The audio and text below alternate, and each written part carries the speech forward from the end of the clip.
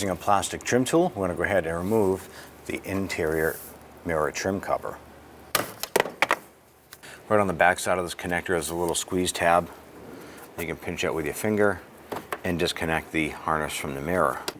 It's going to be easier for you to do this with the mirror, with the window down. You want to hold on to the mirror, because once you remove these nuts here,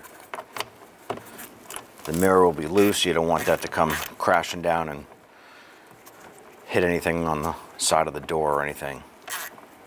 Be careful not to drop that nut down inside the door panel, otherwise you'll be pulling the door panel off to locate that.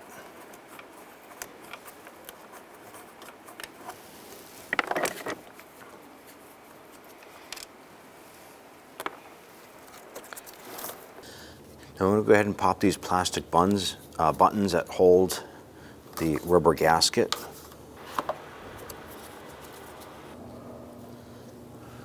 I'm going to remove this third 8mm nut right here. Hold on to the mirror body.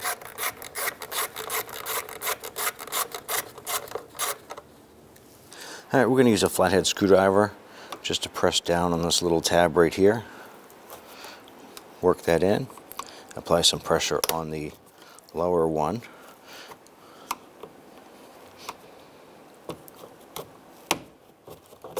And there we go, remove the mirror. Before reinstalling the replacement mirror, you just want to clean up around the edges here, because there's points in here you won't be able to get to later on.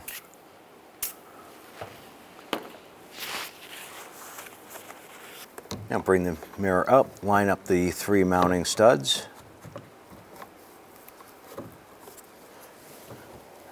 Push the mirror in, and the retainer clips will hold that mirror in place. Go ahead and install your 3 nuts.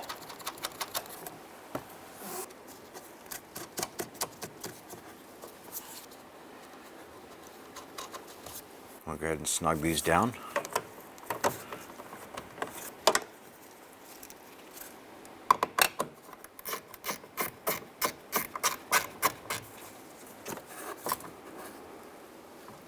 Install the plastic cap,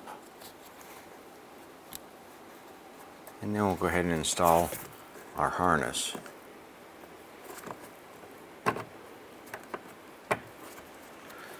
You'll hear an audible click once that's in. Now you want to go ahead and test that mirror and make sure it's working properly. Now you want to go ahead and install your plastic mirror trim cap.